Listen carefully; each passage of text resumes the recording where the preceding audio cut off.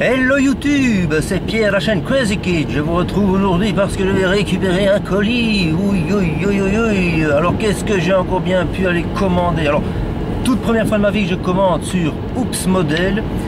Et parce que j'ai vu qu'ils avaient un modèle qui m'était passé sous le nez en 2022. Et ça fait partie des modèles que je me suis toujours dit, celui-là, il me le faut absolument dans ma réserve. Et quand j'ai vu qu'il en restait un en stock, je me suis dit bon, on va tenter Oops Model. Et alors après je me suis rendu compte que la livraison à domicile avec leur système Colissimo, ça coûte une fortune. J'avais jamais vu un truc pareil. Et du coup j'ai vu qu'ils proposaient le système Mondial Relais que je ne connais pas du tout. Et du coup j'ai cliqué sur Mondial Relais parce que Mondial Relais ça coûtait beaucoup moins cher. Et j'ai trouvé un point relais sur le site, donc un mini shop. Et c'est là que je vais maintenant. Donc c'est cool Mondial Relais parce que le mini shop, j'ai dû y passer des milliards de fois devant sans savoir qu'il existait. Et à cause de Mondial Relais, maintenant je sais qu'il existe.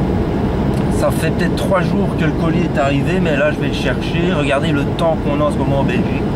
C'est terrible comme il fait, extrêmement mauvais. Et pour le fun, je me suis dit que j'allais vous emmener avec moi récupérer ce colis. Et puis voilà, j'espère que tout est nickel. Alors ici c'est un petit peu lent, hein, 50 km/h maximum sur cette route. Il y a 7 degrés dehors alors qu'on est en plein hiver. Ah voilà, là je remarque l'endroit dans lequel se trouve normalement le mini shop. C'est une sorte de night shop si vous voulez. Voilà, on va y aller.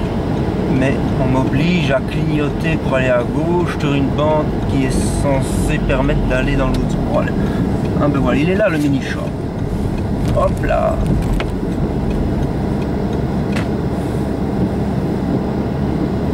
Et voilà, ça y est, c'est bon. J'arrive. Et voilà, je viens d'aller chercher mon colis chez Mini Shop. Et donc voilà, Oops Model. Je vais rentrer chez moi. Et on va voir ce qu'il y a à l'intérieur, les amis. A tout de suite.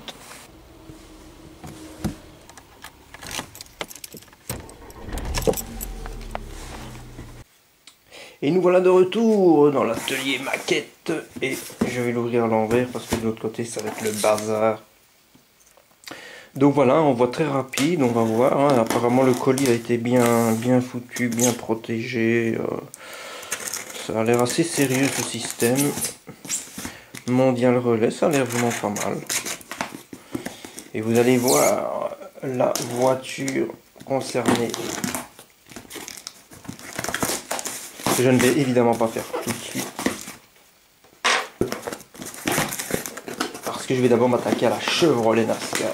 Alors là, il y a un document.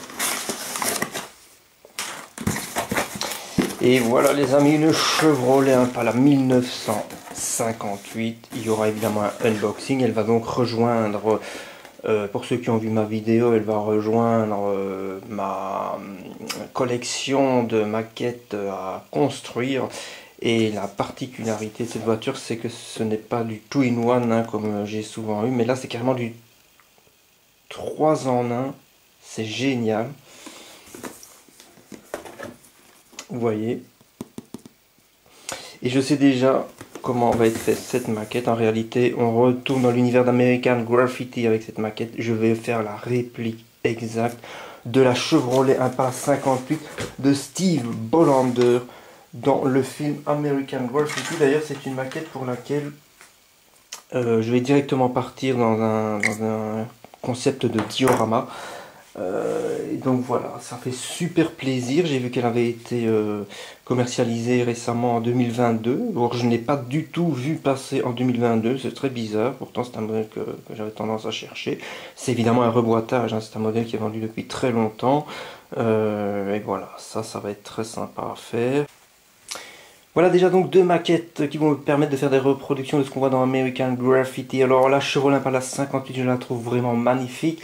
Et en plus, c'est un des personnages dont l'histoire dans le scénario m'amuse le plus. Hein. C'est quand même la voiture de Steve Bolander, qui au début du film a l'air d'être parti pour des trucs hyper positifs. Alors en fait, il va finir par passer une des nuits les plus foireuses de toute la bande, alors que celui qui va se retrouver au volant de cette Chevrolet Impala 58, c'est Terry. Alors Terry, c'est quand même le mec qui débarque sur une mobilette un peu bizarre, il se prend carrément la poubelle du Mel's Drive, c'est pas le mec qui a la bagnole, voilà, tout le monde s'amuse un peu à le chambrer, et c'est finalement celui qui va se taper la nuit la plus funky. Il va se balader en Chevrolet Impala 58 puisque Steve Hollander lui prête jusque Noël puisqu'il se tire à l'université. Alors Terry, il se balade avec la Chevrolet de Steve Hollander, il va réussir à s'emballer une charmante demoiselle. Ils vont réussir à se choper une bouteille de Red et puis ben voilà la scène que j'aimerais bien retaper en diorama, un diorama ambitieux, je ne vous le cache pas, mais ce ne sera évidemment pas pour tout de suite. C'est le moment où Debbie se fume une petite cigarette tranquillos à la portière pendant que Terry prépare sur l'aile arrière gauche de la Chevrolet Impala un mélange coca-whisky, ce qui va d'ailleurs lui faire un peu tourner la tête. Mais c'est vraiment une scène super sympa, enfin, le film est carrément génial dans cette ambiance by night. Donc, cette fameuse Chevrolet là, elle avait été commercialisée par Hot Wheels en plus petit, vous voyez, American Graffiti. Le problème c'est que Hot Wheels s'est planté, vous voyez. Ils nous ont pas mis la version sport, ils nous ont mis la version avec la wire bien masquée. Et alors, la roue de secours là à l'arrière, ce n'est pas la version de Steve Hollander. Mais bon, j'avais quand même chopé ça parce que j'avais vu dans un magasin et que je trouvais ça super fun. Regardez ça, American Car Spotter by Chad Burness. Alors, ça c'est en noir et blanc, c'est un original d'époque, après ça a été réédité en couleur. J'ai directement mis un signet pour tomber juste, hein. C'est une bible de l'automobile américaine. Passionné de voiture américaine, il vous faut absolument le recueil complet de ça. Là on est sur 1940-1965 parce que c'est un original, mais après ils en ont sorti d'autres, hein, d'année en année.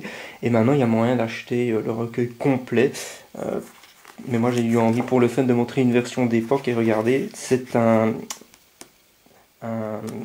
catalogue dans lequel vous avez tout ce qui a existé pendant ces années-là en voiture américaine. Et en fait, ce sont des découpes de toutes les images commerciales de l'époque.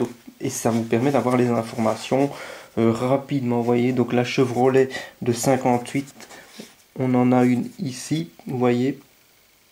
Chevrolet 58, et ça permet d'avoir les différents modèles, hein. La Bel Air, là il y a une Nomad, le Biscayne et les Impala qui sont ici en dessous, vous voyez. Alors il y en a une décapotable, il y a l'autre qui se trouve ici, c'est super, les carrosseries sont magnifiques comme le disent toujours les Américains, ils savent faire des voitures.